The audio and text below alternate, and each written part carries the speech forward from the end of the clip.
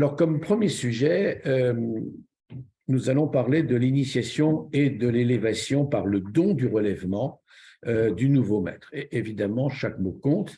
Et puis, nouveau maître veut dire que l'Académie à Paris, l'Académie telle qu'elle existe historiquement depuis 25 ans, elle est réservée aux maîtres maçons.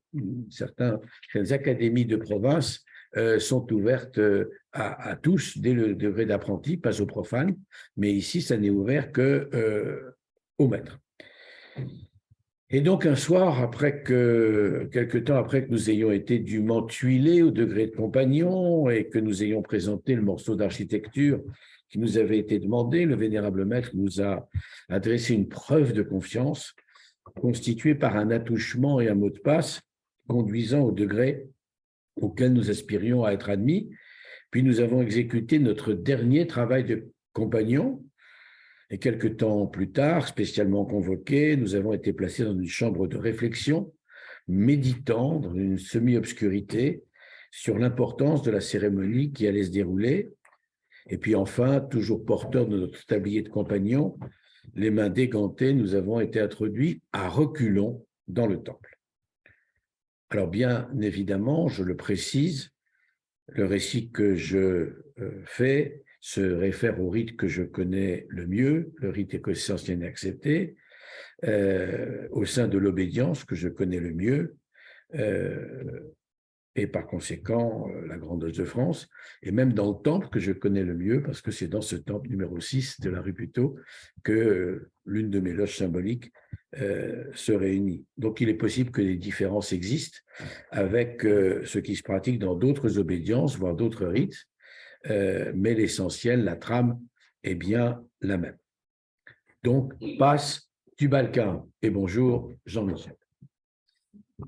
Nous avons été invités à contempler donc l'étoile flamboyante qui nous faisait face, donc qui était à l'Occident, et le vénérable maître nous a invités à réfléchir à cette vérité qui est au cœur de la démarche maçonnique et de son respect pour la tradition, puisque la tradition maçonnique dit, comme vous le savez toutes et tous, que c'est avec les lumières du passé que l'on se dirige dans l'obscurité de l'avenir. Alors après s'être rassuré que nous avions toujours rempli tous nos devoirs d'honneur et de franc-maçon, constatant que notre tablier était pur et sans tache, le vénérable maître nous a autorisés à nous retourner et à faire face à l'Orient, mais aussi à découvrir le frère, la sœur, qui était étendu dans le cercueil installé au centre du temple. Et bien évidemment, ce retournement est tout à fait essentiel puisqu'il marque le passage d'un état à un autre. C'est la première fois que nous entrons à reculons dans le temple, que nous contemplons d'où nous venons, puisque l'étoile flamboyante que nous n'avons vue au degré d'apprenti à l'Orient, eh bien, elle est placée à l'Occident. Nous entrons en lui faisant face et nous nous retournons véritablement. Donc, nous allons adopter une nouvelle vision et découvrir ce frère ou cette sœur dans les obédiences féminines ou mixtes, étendu dans le cercueil installé au centre du temple. Puis nous sommes éprouvés par le frère expert au moyen des 2 pointes d'un compas et nous apprenons comment le meilleur de nos frères est tombé sous les coups d'infâmes meurtriers. Et à ce moment-là, aidés par l'expert et le maître des cérémonies, eh bien, nous avons dû faire la preuve de notre innocence en faisant un pas à droite, puis un pas à gauche, découvrant une courbe enjambant le cercueil.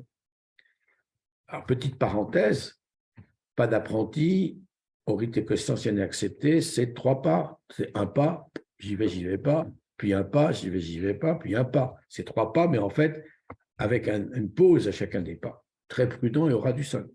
Le pas de compagnon, on s'écarte un tout petit peu, ce que Michael, d'être ne me mentira pas, s'appelle une transgression raisonnable, c'est-à-dire je m'écarte tout en restant au pas du sol, parce qu'il n'y a pas de progression sans transgression, et puis je reviens évidemment très prudemment, toujours au ras du sol, dans l'axe du départ. Mais pour la première fois, on va se mettre véritablement en danger, bien plus que sur la planche à boule ou la planche à bascule, on va franchir, tant plus que sur une jambe, ce qui est au milieu de l'espace, et qui plus est, ce qui est au milieu de l'espace, c'est un cercueil.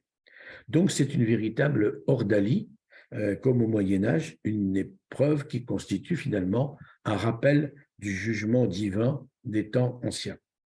Et cette rupture, si on y pense bien, elle est un peu l'équivalent de ce qu'avait été l'épisode de la coupe d'amertume de l'initiation au premier degré. Sauf qu'il y a une dimension supplémentaire, on change de dimension. On court le risque d'être empoisonné par le breuvage devenu amer. Là, on court le risque de tomber si on n'était pas éventuellement aidé par l'expert et le maître des cérémonies. On accepte de se mettre en danger.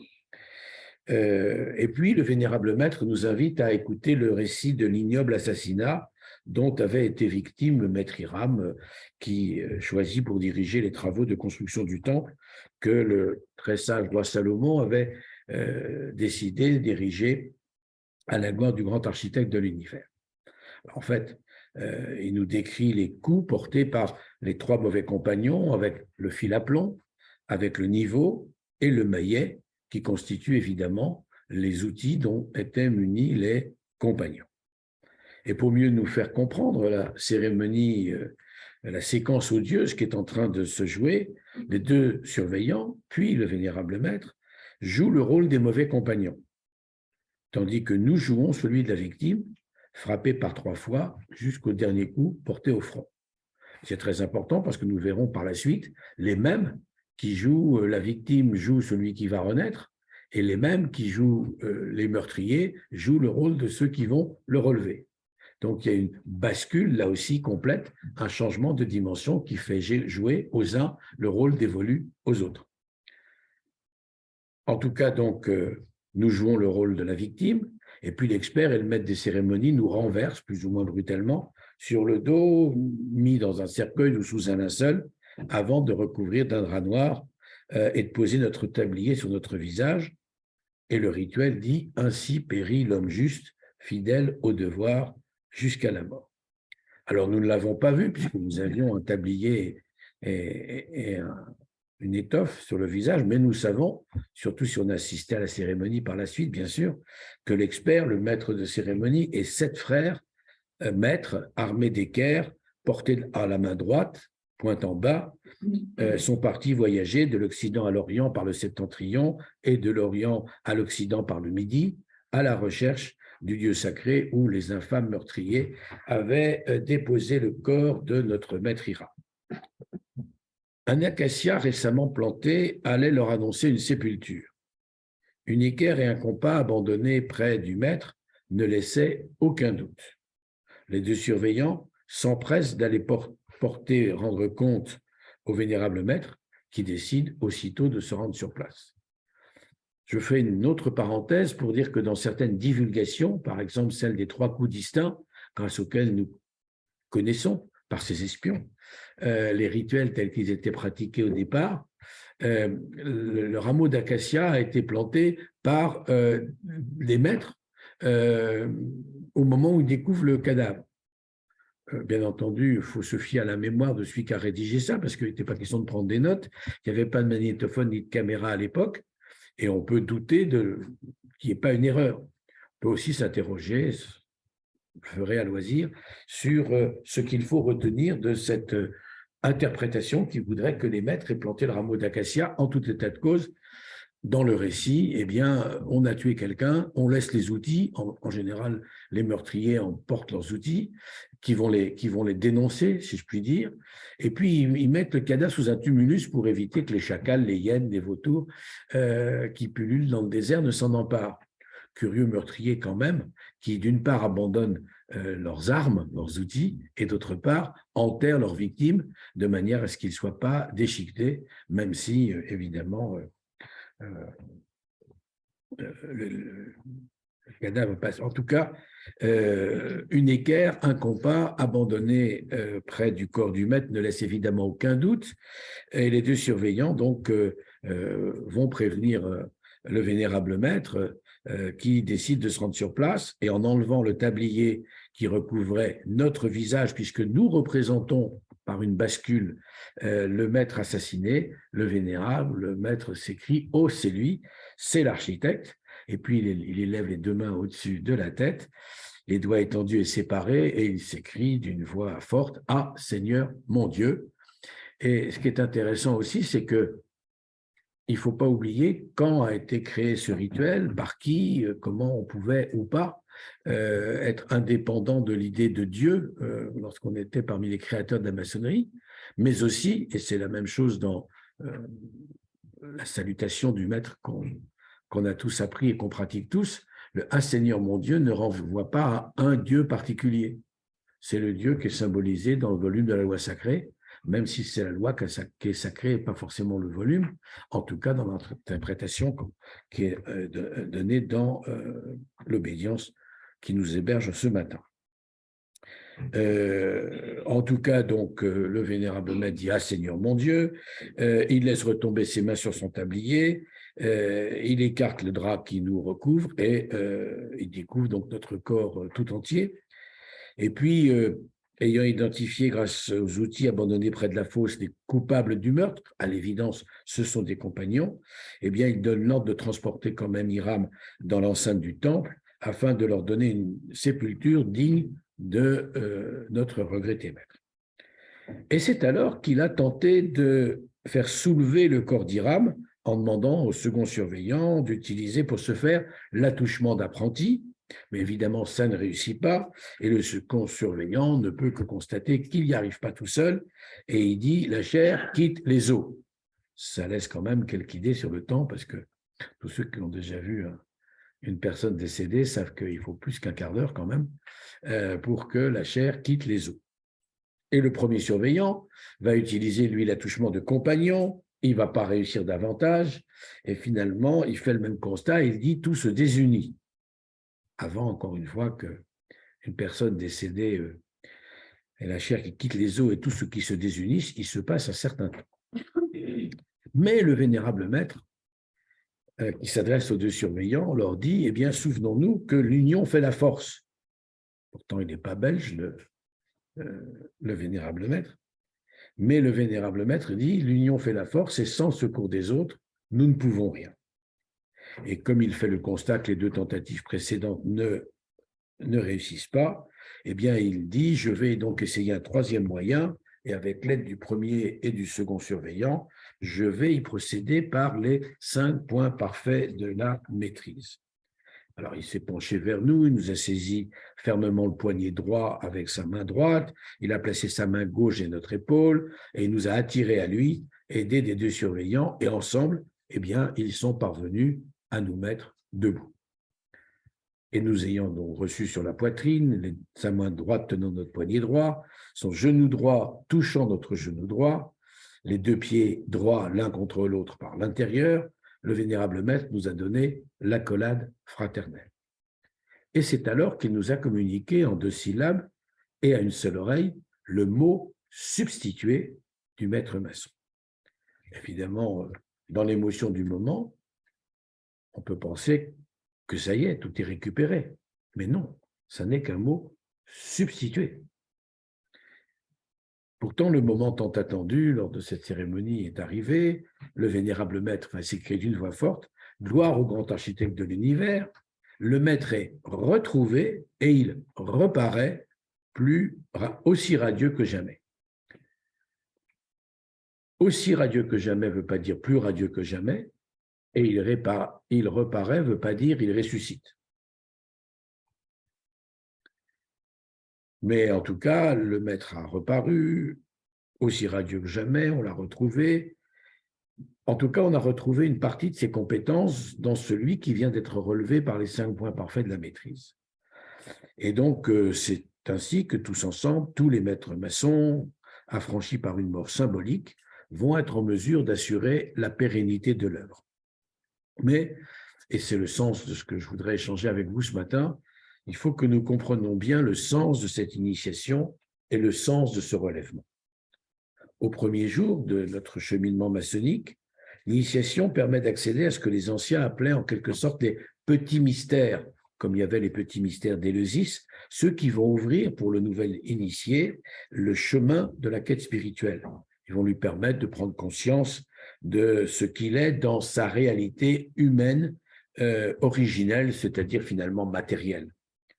La cérémonie d'élévation à la maîtrise va nous permettre d'accéder au grand mystère, dont les anciens considéraient qu'il permettait à l'initié d'accéder à des états supérieurs de l'être et d'une certaine manière, évidemment pas de manière absolue, d'entrer en contact avec le divin, en tout cas avec le sacré, et ultimement avec celui que, dans le rite écossais ancien et accepté, nous appelons le grand architecte de l'univers.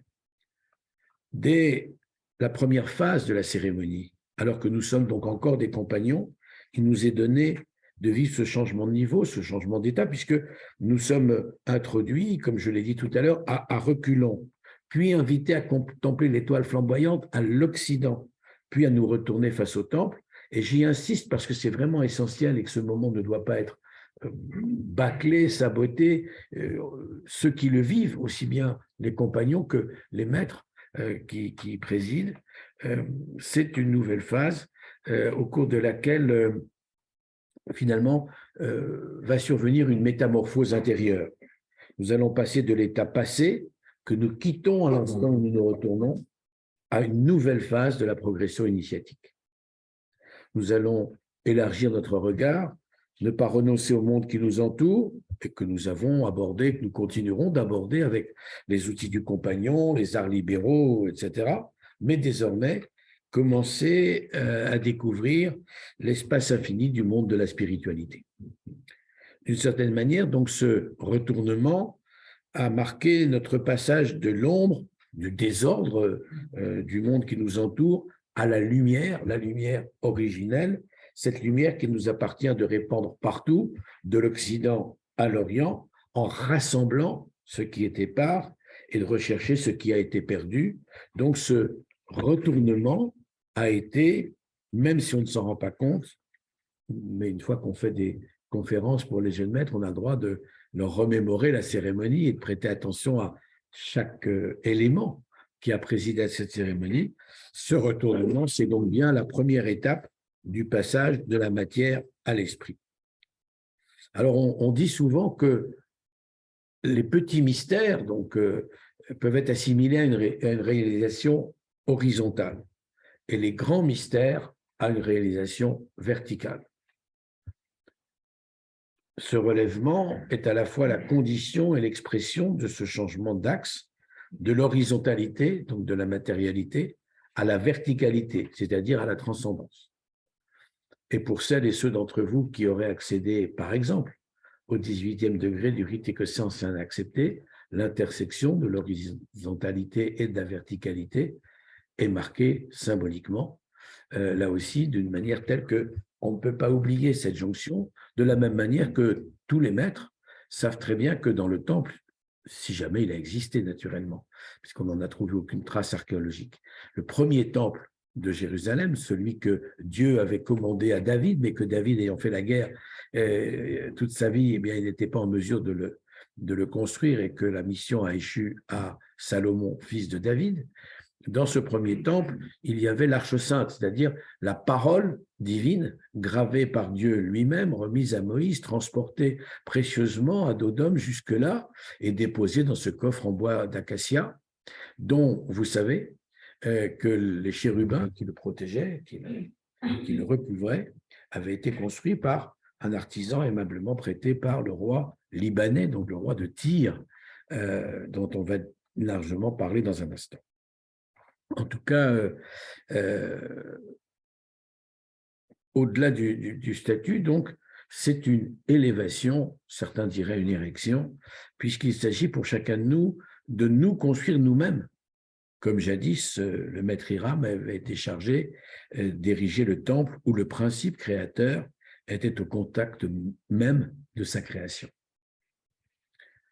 Le chemin initiatique, c'est à l'évidence un chemin ascensionnel qui, dans le degré symbolique, aboutit au relèvement lors de l'élévation où l'homme, la femme, couché, étendu, est relevé et peut se dresser, telle une colonne par laquelle passe précisément l'axus mundi que j'évoquais tout à l'heure, qui est donc l'axe du monde qui figure la connexion entre le ciel et la terre. Et tous les apprentis, tous les compagnons qui voient ce fil à plomb n'y voient qu'un outil de construction. Le maître ne peut pas continuer de ne voir qu'un outil traçant la verticalité vers un plafond, parce que ce n'est pas un plafond, c'est la voûte céleste qui est au-dessus de nous. C'est même figuré par des étoiles. Donc, relevés et debout, eh bien, nous pouvons pleinement prendre la place dans l'œuvre du grand architecte. Pas être Hiram, mais reprendre la place qui lui était dévolue, en tout cas, jouer un rôle. Et vous noterez qu'il s'agit, bien entendu, je le redis encore, de reparaître, évidemment pas de renaître, et encore moins de ressusciter. Parce que, il faut bien le dire, Hiram a été bel et bien assassiné, il a disparu et il a emporté avec lui certains secrets dont il avait été rendu détenteur. Mais il nous revient de lui succéder, de reprendre l'œuvre autant que faire se peut, même si le très vénérable maître assure que notre maître a revu le jour, en tout cas sa mission, puisqu'il renaît dans la personne de notre nouveau maître. Donc il y a une ambiguïté dans le discours, mais il ne faut pas se prendre nous-mêmes pour maître Hiram. Nous ne le sommes pas, nous ne possédons que les mots substitués et un certain nombre de savoir-faire. Alors, vous noterez donc ce premier paradoxe, c'est que les outils du constructeur sont en même temps les instruments du crime. Autre paradoxe manifeste, le nouveau maître que nous sommes devenus est en quelque sorte la somme des trois compagnons un instant soupçonnés d'avoir commis le crime, avant que nous ne devenions la victime en prenant la place d'Hiram assassiné et ne finissions dans le cercueil ou sous le linceul. Et puis, comme on n'est pas à un paradoxe près, puisque le vénérable maître et les deux surveillants sont à la fois ceux qui commettent le crime en portant successivement au maître les coups qui lui seront fatals et ceux qui permettront à Hiram de renaître dans la séquence suivante, ou en tout cas de reparaître dans la séquence suivante en s'associant pour relever le cadavre, vous voyez bien que cette ambiguïté, cette bivalence, elle n'est pas fortuite. On ne peut pas penser que les auteurs du rite se sont laissés aller à se tromper 3 fois de suite volontairement. Si nous y réfléchissons, peut-être est-ce que ça veut dire que nous sommes l'un et l'autre alternativement, parfois même simultanément au cours de notre vie. Peut-être que ça veut dire qu'il nous arrive sans le savoir, sans le vouloir. Je ne parle même pas de ceux qui le savent et le veulent, d'être un peu ou beaucoup l'un ou l'autre des mauvais compagnons, mais un peu aussi le sage architecte, un peu aussi le donneur d'ordre, un peu aussi le cul entre deux chaises. Ce n'est pas écrit comme ça, mais c'est ça que ça veut dire. C'est une image. Mais pas un symbole. Mais vous savez, tout est symbole et certains paradoxes ne sont qu'apparents. Vous pouvez aussi interroger parfois la nature ambivalente des comportements des humains en général et de chacun de nous en particulier. Alors, il y a un autre point très important, c'est que, bien entendu, la résurrection est très empreinte du sens habituellement donné par les chrétiens du retour d'entre les morts du Christ. Mais la renaissance, ici, c'est une renaissance évidemment à soi-même et pas une renaissance cadavérique, grâce à un élargissement de la conscience qui peut aller jusqu'à l'infini. Nous apprêtons à changer de domaine, de niveau, de dimension. Nous passons donc de l'équerre au compas et le grade de maître nous fait entrer dans le domaine de la spiritualité, que cette spiritualité soit religieuse ou qu'elle ne le soit pas. D'ailleurs, c'est ce que signifie le rideau noir qui sépare tout au long de la cérémonie d'élévation le écal du débir, c'est-à-dire la chambre du milieu du Saint des Saints. Le delta lumineux, derrière moi, l'étoile sur le plateau du vénérable maître, du très vénérable maître, reste allumé, mais ils vont demeurer, puisque le rideau est tiré, invisibles jusqu'à ce que le maître, relevé par les 5 points parfaits de la maîtrise, reparaisse aussi radieux que jamais. Donc l'énergie vitale, quelque part, dont le très vénérable maître est porteur, se transmet au récipiendaire par ces 5 points de contact, et dès lors, le récipiendaire peut à son tour diriger les travaux, comme Maître Hiram le faisait jadis. Certains auteurs ont pu même écrire que La conscience du maître est installée dans celle du récipiendaire par celui qui a repris son rôle et sa fonction de très vénérable maître. Appellation qui rappelle qu'il représente le roi Salomon et qu'à ce titre, il dirige les travaux de la chambre du milieu. Alors, une question qui est essentielle, évidemment, fallait-il nécessairement qu'Hiram meure de manière tragique?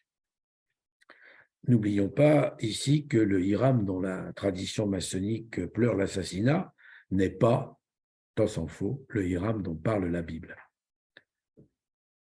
Le Hiram dont parle la Bible est un personnage dont le nom est cité dans le premier livre des rois et dans le deuxième livre des chroniques, qui sont, comme vous le savez tous, deux des ouvrages de ce qu'il est convenu d'appeler l'Ancien Testament, ou le Premier Testament. Selon ses écrits bibliques, Hiram est spécialiste du travail de bronze, et on nous dit, le texte biblique dit qu'il est rempli de sagesse, d'intelligence et de connaissance, et surtout, et ça mériterait une dissertation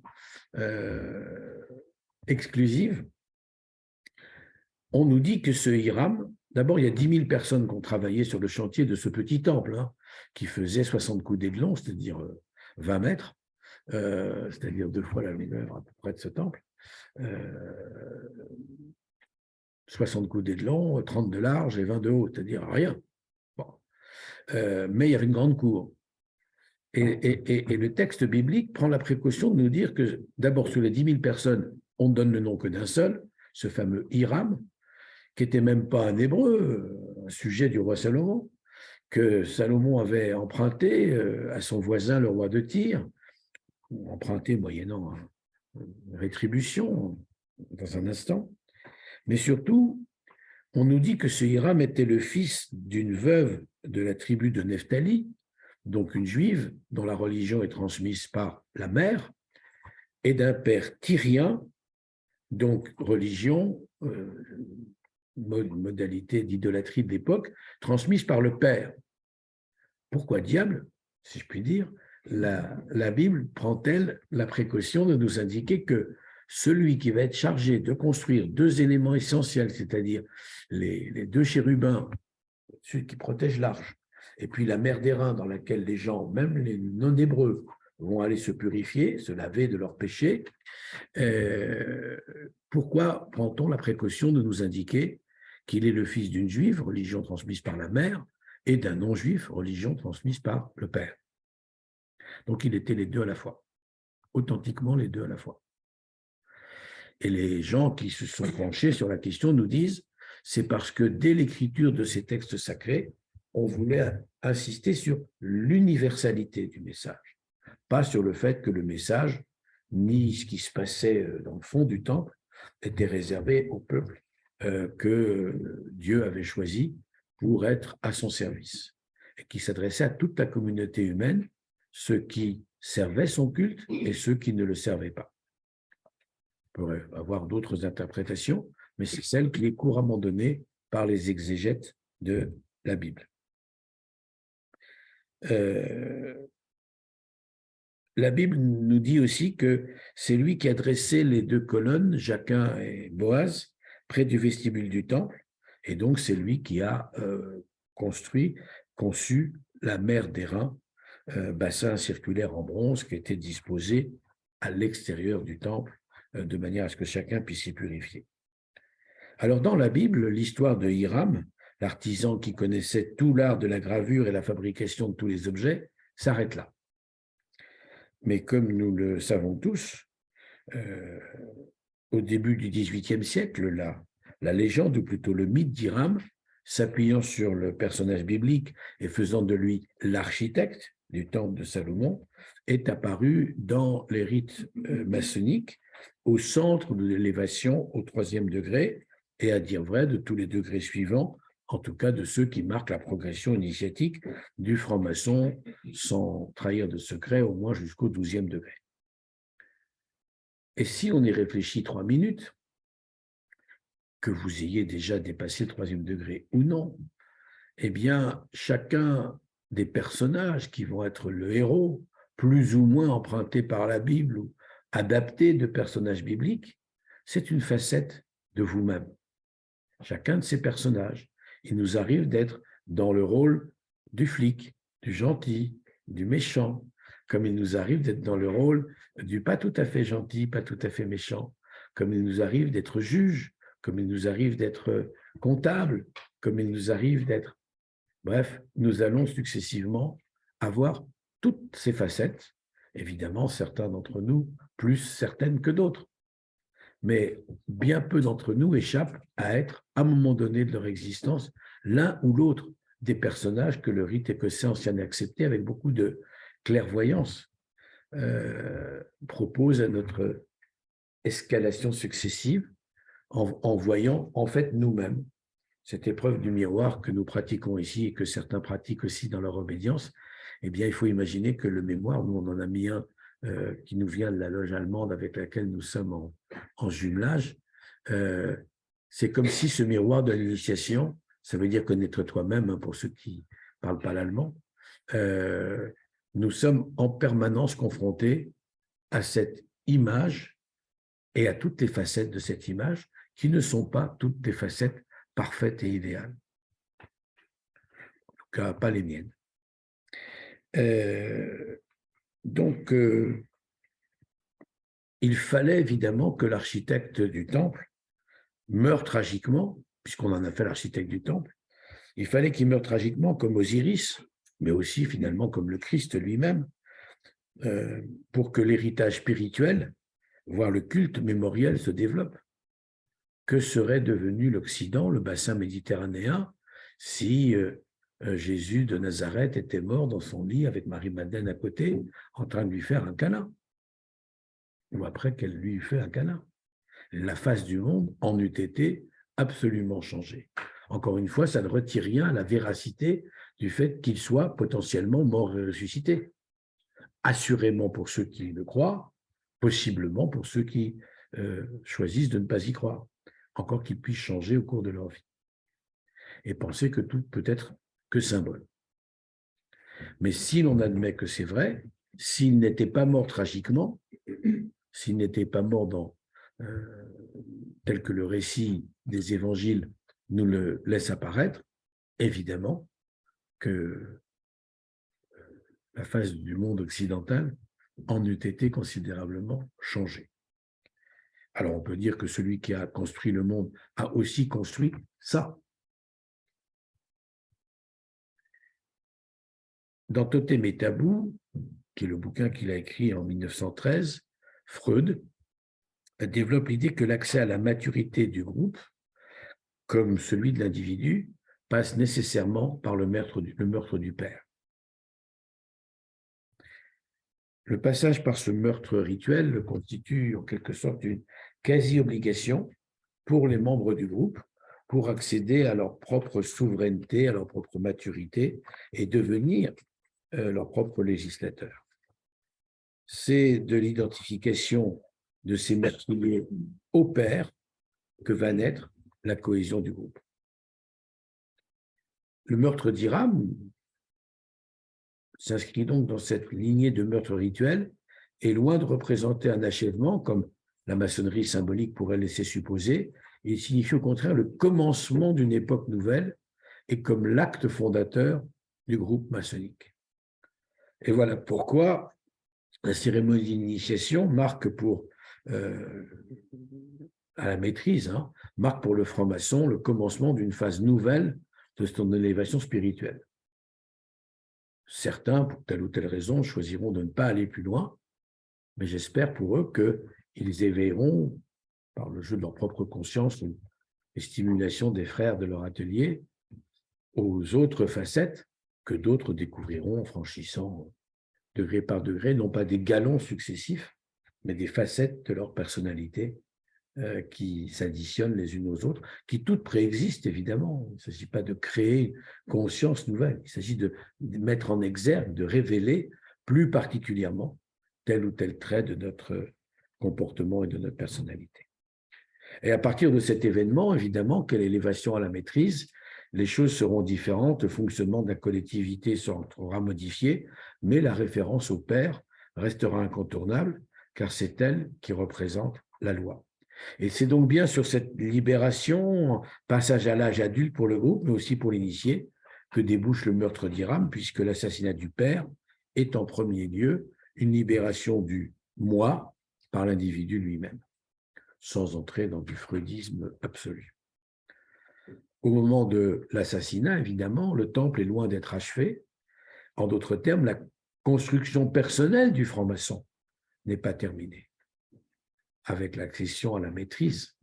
Et c'est la raison pour laquelle existent des degrés de perfectionnement qui ne sont pas des degrés au sens des 3 premiers degrés, qui sont des ouvertures d'espace, mais qui sont le fait de peaufiner minutieusement, d'étudier, d'approfondir chacun des degrés qui suit. Lorsque, comme Christian l'a rappelé tout à l'heure, on est en possession de la totalité des degrés mis en place par le rite, est-ce que le travail est fini? Je prends encore en témoin honnête, le travail n'est jamais fini. On a tous les outils et le même mode d'emploi pour s'en servir. Mais sinon, on se demande pourquoi Michael serait resté au 33e degré trentaine d'années. Pour ce qui me concerne, seulement 8 ou 10 ans. Mais ben non, c'est que le boulot n'est pas fait. Simplement, on n'a même plus le prétexte de dire non, non, je ne sais pas, ça, je n'ai pas encore le petit outil. Non, non, tu l'as, mon garçon. Tu l'as. Tu as l'outil et la façon de t'en servir. Non, certain. Le boulot n'est jamais fini. Ceux qui pensent qu'il est terminé parce qu'on a accroché l'ultime cordon, collier ou je ne sais pas quoi autour de son cou, n'ont rien à faire ici. C'est mon avis. L'après-Hiram va donc constituer un nouveau départ. Et certains auteurs ont même évoqué de manière très parlante cette mutation, ce changement de plan. Michel Barra, par exemple, qui n'a pas fait que des mauvaises choses dans sa vie, a écrit « Il s'agit bien de changer de regard ». Et ce changement de regard, qui n'était pas à la mode au moment où Michel Barra l'a écrit, est quelque chose qui est important. On change de regard. Si on ne change pas de regard, il m'est arrivé d'enquêter comme tout le monde, enfin, comme tous ceux qui étaient avec quelques responsabilités dans les degrés du dessus. Qu'est-ce qui a changé pour toi, mon cher Fermet, l'accès à la maîtrise? Ben, je peux m'asseoir où je veux, au midi ou septentrion, et je peux être officier dans ma loge. Et c'est tout? Ben oui. Ben non. Évidemment, non. Sauf que ceux qui n'ont pas compris que c'était l'occasion d'un changement, d'une conversion du regard, n'ont rien compris. D'ailleurs, Alain Pozarnik, qui poursuivait sa psychanalyse en même temps qu'il était grand maître de la Grande-Loge de France, pas auprès d'un psychanalyste, hein, en étant maçon, il se psychanalysait, il a écrit « Là où le profane voit le chaos du monde, l'initié perçoit l'ordre du monde ». Et je vous invite à contempler la devise de l'ordre qui se trouve à l'occident de ce temple. Là où le profane voit le chaos du monde, l'initié perçoit. Perçoit, ça veut dire ne voit pas encore, mais perçoit, devine, attend, espère, construit l'ordre du monde. Alors, il faut prendre garde à ne pas croire qu'il s'agit d'un jeu intellectuel, que d'un exercice de l'esprit. C'est véritablement une mise en action, une invitation à l'action, une rencontre avec le monde qui nous entoure, avec la vie, une union non pas avec le monde tel qu'il se donne à voir, mais le monde tel que nous pouvons le vivre, pouvons l'espérer, tel qu'il vit en nous et tel qu'il doit entraîner en nous, évidemment, une réaction. Tout n'est pas dans la logique, tout n'est pas dans les évidences. L'initiation peut nous aider à entrevoir, voire à découvrir une vérité, à entrevoir ne serait-ce qu'un fragment de la vérité avec un V majuscule dans le monde qui nous entoure, en un mot, à dépasser la rationalité par la spiritualité, ou plutôt à compléter la rationalité, parce que nous vivons dans la rationalité et la matérialité, par la spiritualité, à comprendre ce que symbolise en réalité l'ascension et la descente le long de cette verticale que nous pouvons voir lorsque nous sommes dans le temple, à chaque fois que nous y sommes, et à imaginer qu'il existe évidemment à chaque fois que nous n'y sommes pas. En d'autres termes, il faut dans le même temps s'élever spirituellement et œuvrer pour le progrès de l'humanité en luttant contre l'ignorance, le fanatisme, l'ambition déréglée évidemment, que représentent les 3 mauvais compagnons. S'il n'y avait pas de juste ambition, de légitime ambition, personne n'accepterait de venir régler les ordinateurs, de présider le collège maçonnique, de venir se perfectionner un samedi matin ou d'être officier dans sa loge. Évidemment qu'il faut une ambition légitime de soi, ce n'est pas du tout anormal, ni un péché, et au service des autres, c'est encore moins un péché. Par contre, l'ambition déréglée, oui, ça c'est une faute, j'allais dire un péché. Hiram, finalement, c'est l'homme du devoir auquel il reste fidèle jusqu'à en perdre la vie, et relevé maître maçon, bien nous lui succédons pour établir, à la gloire du grand architecte de l'univers, par exemple, la liberté, l'égalité et la fraternité, qui ont un sens initiatique en même temps qu'un sens républicain. Donc, le relèvement du nouveau maître, c'est un rite de passage essentiel de notre progression initiatique, notre cheminement spirituel. Peut-être connaissez-vous cet ethnologue français qui s'appelait Arnold van Gennep, ou Gennep. C'était au début du XXe siècle, et il a analysé les rites de passage. Et il dit, finalement, il y a 3 temps dans le champ maçonnique. Il y a un préliminaire, la mise à l'écart du candidat, un liminaire, l'approche de la mort, et puis la mort simulée même de l'impétrant, et puis un post-liminaire qui est l'acceptation de l'initié, du nouvel initié dans le groupe qui se reconstitue autour de lui. Donc finalement, comme dans tous les rites depuis l'Antiquité, ou encore aujourd'hui dans certains peuples que nous qualifions de primitifs ou de sauvages, et qui ne le sont évidemment pas du tout, il y a cet isolement, cette mise à l'écart, méditation, puis une introduction avec des épreuves, mise en danger, puis une acceptation du nouvel initié. Naturellement, ni le candidat ni la loge ne sont identiques d'un rite d'intégration à l'autre. Le candidat, il y a un avant et un après. Le candidat a un nouveau statut. Chez nous, il est devenu maître maçon. Et la loge a un nouvel initié, un nouveau maître. La chambre du milieu compte un membre de plus. Mais chez nous, il y a un point marquant qui vaut d'être souligné, c'est que le relèvement marque le passage à un nouvel état ontologique, comme on dit, de l'être, c'est-à-dire de l'ordre de l'essence, et non pas simplement de l'existence. Petite parenthèse, je vais être provocant, si vous n'écoutez pas jusqu'au bout, Dieu n'existe pas. Je peux vous l'affirmer, Dieu n'existe pas, mais Dieu est. Pourquoi? Parce que moi, j'existe, la table existe, ce bâtiment existe. Vous existez. Vous avez un début, une période d'existence, et puis un jour, vous ne serez plus là. Peut-être que si vous avez laissé une œuvre artistique, littéraire, une pensée, descendance, que sais-je encore, vous continuerez d'exister, ne serait-ce que dans leur mémoire, dans leurs souvenirs. Mais votre existence finira par devenir peu substantielle. Ce qui est, est.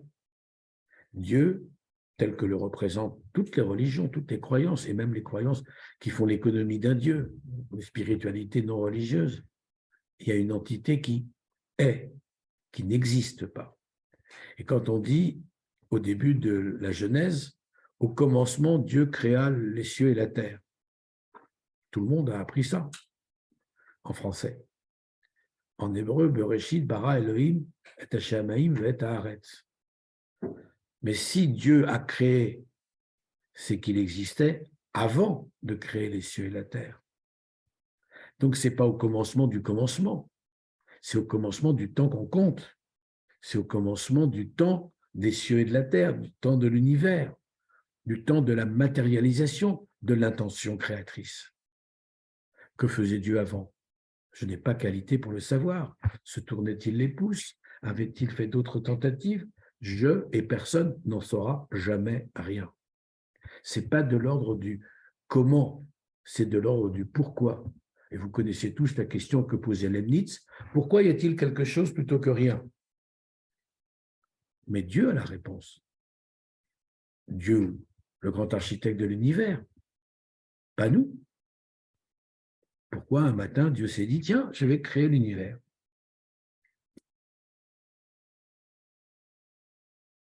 Vous voyez la question à laquelle je ne réponds évidemment pas. Ce n'est pas de ma dimension, ce n'est pas de ma prétention, ni à moi, ni à toute la science du monde. J'ai le droit de formuler des hypothèses, j'ai le droit de poser des options, j'ai le droit de faire comme si. Mais je ne peux pas reprendre ça. Donc, c'est ça que veut dire que l'initiation au 3e degré, c'est un nouvel état ontologique de l'être, c'est-à-dire de l'ordre de l'essence et pas simplement de l'existence. C'est la raison pour laquelle on va pouvoir prolonger l'œuvre qui avait été entamée et qui n'a pas de fin, parce que la construction du temple de l'humanité, elle n'est pas près d'être terminée, l'œuvre entamée par Maître Hiram. Parce que le plan de cet édifice, l'idée même de l'édifice, avait été voulue par le grand architecte de l'univers, par Dieu lui-même. Que vous soyez croyant ou pas croyant, par l'entité qui fait que le monde existe, ou par Dieu si vous avez la foi en un Dieu particulier. Le manque créé par la mort d'Hiram est en apparence comblé puisque le nouveau maître lui succède.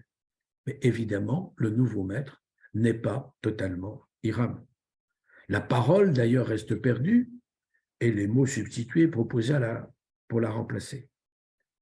Encore une fois, ceux d'entre vous qui sont allés un peu plus loin que le 3e degré savent très bien que X fois, on va penser avoir retrouvé la parole. C'est la parole.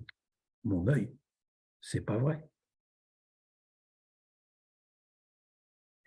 C'est très bien qu'on vive dans cette douce et merveilleuse illusion, gratifiante. Elle nous laisse penser qu'on a franchi peut-être un palier, qu'on s'approche, qu'on finirait par arriver juste en dessous de l'endroit où se cache le mystère. Je vous laisse saliver.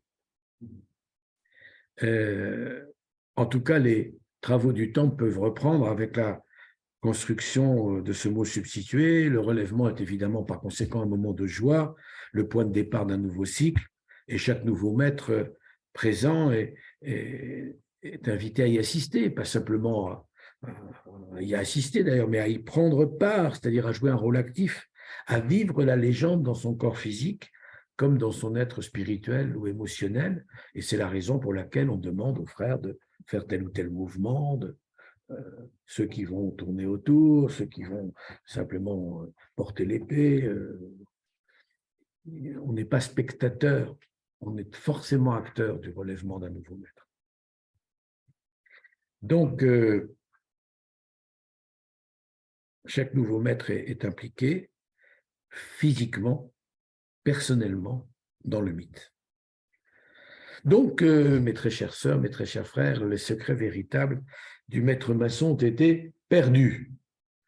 Et nous devons, hélas, nous faire à cette idée, ils ont été initialement et irrémédiablement perdus. Alors certes, dans nos sessions à la maîtrise, on nous a révélé les secrets du degré, les signes, l'attouchement, le mot de passe, les 5 points parfaits, le mot sacré, la marque, plein de choses. Mais les secrets perdus, évidemment, représentent bien davantage que ceux qu'on va nous révéler lors de l'initiation, parce qu'ils relèvent du sacré. Et la valeur du secret ne tient essentiellement qu'à la valeur de celui qui le détient. Vous noterez l'étymologie, la proximité du mot sacré, du mot secret et du mot sacrifice, qui s'accordent et se complètent dans leur signification respective. Les secrets véritables sont avant tout des secrets évidemment intérieurs, qui ne peuvent s'acquérir que par la transmission et ensuite le travail sur soi. Ils sont véritables, les secrets véritables du maître maçon. Pourquoi est-ce qu'on dit qu'ils sont véritables? Eh bien parce que, au sens de vraiment conformes à la vérité, pas à la vérité extérieure, à la vérité intérieure. C'est en développant son être que l'on peut s'approcher de sa vérité intérieure. Et ainsi, on peut accéder à ce qu'un certain degré, on peut s'approcher peu à peu de ce qu'un certain degré du rite appelle l'homme vrai en toutes circonstances, véritablement être un homme véritable. Homme au sens générique, bien sûr, un humain véritable. Notre but n'est pas la recherche du résultat, mais la progression vers plus de connaissances, plus de conscience. Il nous reste évidemment bien du travail pour parvenir à polir notre pierre. Le relèvement au sein de soit notre élévation à la maîtrise marque le commencement de notre véritable progression et quelque part notre véritable réalisation. Alors, je voudrais terminer en... oui, je voudrais bientôt terminer, mais tant pis. Hein. Passer un moment sur le mot don, parce que dans le titre, il y avait le mot don. Alors, le très vénérable très vénérable maître fait un don au récipiendaire. Il lui fait don de la vie en relevant du cercueil dans lequel il est étendu, avec l'aide des deux surveillants. Il lui fait don de la maîtrise en lui conférant le 3e degré, en le constituant, en le recevant dans la chambre du milieu. Donc, il lui offre l'accès finalement à un univers de progression spirituelle qui s'ouvre à partir de ce moment-là. Il lui donne accès aux privilèges que confère le grade de maître, aux droits bien sûr, mais bien plus encore aux devoirs qui sont très peu abordés quand quelqu'un dit je peux être officier ou je peux m'asseoir à droite ou à gauche.